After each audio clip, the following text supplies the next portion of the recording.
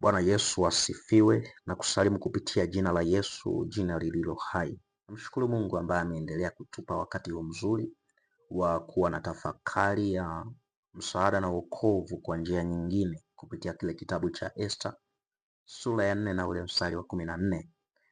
Biblia inazungumza ya kwamba ukinyamaza kabisa wakati huu ndipo Mungu atakapowafanyia Wayahudi msaada na wokovu kwa njia nyingine.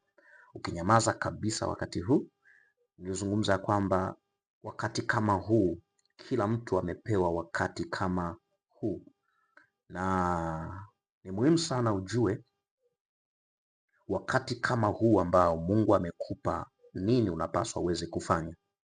Na nilizungumza kwamba kila kizazi kina wakati kama huu, na kama kila kizazi kina wakati kama huu, ni muhimu sana ukajua katika wakati kama huu unapaswa kufanya nini, na Mungu huwa anafanya nini kwenye wakati kama huu. Wakati gani? Wakati ambao amekupa. Na kumbuka, wakati kama huu ni wakati ambao Mungu anainua watu wake wafanye kazi maalum, kusimama katika nafasi za kipekee na kuwa vyombo vya wokovu na msaada. Kwa hiyo huu wakati ni wakati ambao Mungu anainua watu tofauti tofauti wenye kelia tofauti tofauti wa kufanya kazi maalum. Tumewekwa hapa duniani, kuna vitu vingi ambavyo Mungu anatamani viweze kufanyika. Wakati kama huu, Biblia ilipokuwa inasema kwamba ukinyamaza kabisa wakati huu, maanake ni wakati ambao Mungu amekuinua kufanya kazi maalum. Kazi gani? Ya kuwaokoa Wayahudi wasiangamizwe, Esta.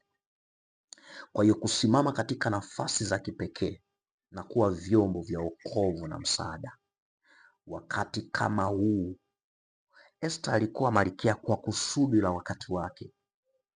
Kwa kilichomfanya Esta kuwa malkia ni kusudi la wakati wake. Kusudi la wakati wako ndilo litakalo kufanya we uweze kusimama mahali ambapo Mungu amekusudia. Kusudi la wakati wako, wakati kama huu. Kwa hiyo kilichofanya Esta aweze kufanyika msaada ni wakati kama huu. Mordekai alikumbusha kwamba huu wakati unakudai. Wakati kama huu ndio ambao unadai responsibility ya sisi wanadamu chini ya uso wa nchi. Wakati kama huu ndio ambao unatudai sisi wanadamu tuweze kutimiza vitu fulani. Wakati kama huu ndio ambao unatudai wanadamu tuweze kutekeleza majukumu fulani tunapoishi chini ya uso wa nchi. Mungu ametupa wakati kama huu. Niruhusu niweze kuzungumza na wewe vitu viwili kama sio vitatu.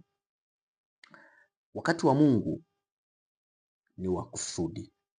Wakati wa Mungu ni wa kusudi. Hilo ni jambo muhimu sana ambalo unapaswa kulifahamu. Wakati wowote wa Mungu ujue umebeba kusudi. Wakati wa Mungu ni wa kusudi. Mhubiri sura ya 3 na ule mstari wa 1. Kwa kila jambo kuna majira yake na wakati wa kila kusudi chini ya mbingu. Kwa kila jambo kuna majira yake na wakati wa kila kusudi chini ya mbingu. Kila jambo Mungu ulifanya kwa wakati wake kamili. Hakuna jambo ambalo Mungu hajalifanya kwa wakati kamili. Kila jambo Mungu ulifanya kwa wakati wake kamili. Esta hakufika ikulu mapema au kwa kuchelewa. Alifika sahihi kwa wakati wa Mungu. Kwa hiyo wakati wa Mungu ulimpeleka ikulu Esta kwa usahihi kabisa. Ndio maana aliambiwa ya kwamba ukinyamaza kabisa wakati huu, manake Esta alifika ikulu kwa wakati sahihi. Jambo la pili, wakati kama huu ni wito wa kuinuka. Wakati kama huu ni wito wa kuinuka. Nimezungumza jambo la kwanza kwamba wakati wa Mungu ni wa kusudi. Jambo la pili, wakati kama huu ni wito wa kuinuka.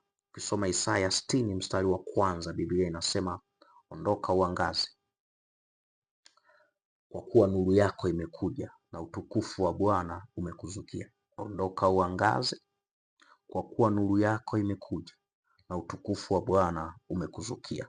Wakati kama huu ni wakati wa kuinuka. Huu wakati ambao Mungu amekupa, huu wakati ambao umefungwa kwenye kusudi lako la wewe kutekeleza vitu, ni wakati wa wewe kuinuka.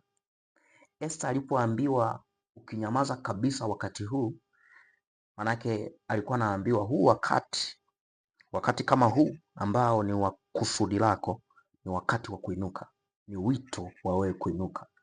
Kwa hiyo ule wito kwa Esther ulikuwa ni wito wa kumkumbusha yeye kuinuka. Kwa hiyo hata kama alikuwa na mawazo ya yeye kuto kuinuka, ule wakati kama huu ulikuwa ni wito wa yeye kuweza kuinuka. Kwa wakati huu si wa kujificha, bali wa kuinuka. Wakati huu si wa kunyamaza, bali wa kuomba. Wakati huu ni wa kumlilia Mungu, sio wa kutulia. Mungu anapokupa wakati kama huu, anakupa jukumu la kutekeleza. Hakupi uoga ndani yako, maana hakutupa roho ya oga, alitupa roho ya ujasiri. Kwa hiyo huu ni wakati wa wewe kudhihirisha utukufu. Ndio maana anasema ondoka uangaze, kwa kuwa nuru yako imekuja. Maanake kuna watu ambao nuru zao zimekuja na hawataki waondoke na waangaze. Kwa kuna watu hawaangazi ni kwa sababu hawataki kuondoka.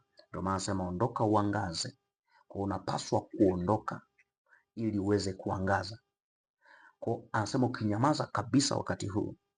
Kwa hiyo Esther hakupaswa anyamaze. Maanake utayari wake wa yeye kufanya wito wa kuinuka ndio ambao unaleta uhakika wa kushinda vita. Jambo la tatu, wakati kama huu ni wakati wa kuwa msaada kwa wengine. Wakati kama huu ni wakati wa kuwa msaada kwa wengine. Esther hakujua ya kwamba yeye ni msaada kwa wengine. Hakujua kabisa kwamba yeye ni msaada kwa taifa zima.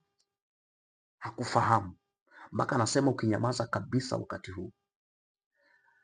Alikuwa ni msaada kwa wengine. Wakati kama huu ni wakati wa kuwa msaada kwa wengine. Mungu ametuumba na ameumba watu ambao ni majibu kwa watu wengine. Hata wewe amekuumba kuwa ni majibu kwa watu wengine. Ukisoma kitabu cha Wafilipi sura ya 2 na ule mstari wa 4, Biblia inasema kila mtu asiangalie mambo yake mwenyewe, bali kila mtu aangalie mambo ya wengine. Kila mtu aangalie mambo ya wengine.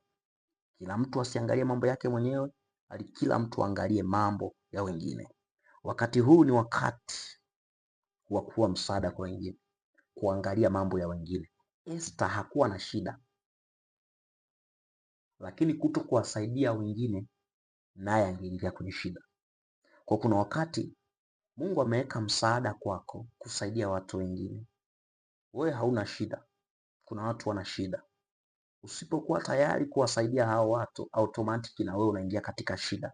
Ni muhimu sana ukafahamu hili jambo, mtu wa Mungu. Jambo la mwisho, wakati kama huu ni wakati wa kutimiza agizo la Mungu. Wakati kama huu ni wakati wa kutimiza agizo la Mungu. Kuna agizo ambalo Mungu amekupa. Wakati kama huu ni wakati wa kutimiza agizo la Mungu. Esther alikumbushwa agizo alilonalo, wito alionao. Wakati kama huu ni wakati wa kutimiza. Warumi 13:11 anasema naam, tukiujua wakati kwamba saa ya kuamka katika usingizi imekwisha kuwadia, kwa maana sasa wokovu u karibu nasi kuliko tulipoanza kuamini. Wakati kama huu ni wakati wa kutimiza agizo la Mungu. Anasema saa ya kuamka katika usingizi imekwisha. Kwa hiyo Mungu anakuweka kwa wakati na kwa saa kama hii. Mungu akubariki sana. Uwe na tafakari njema, mtu wa Mungu. Shalom.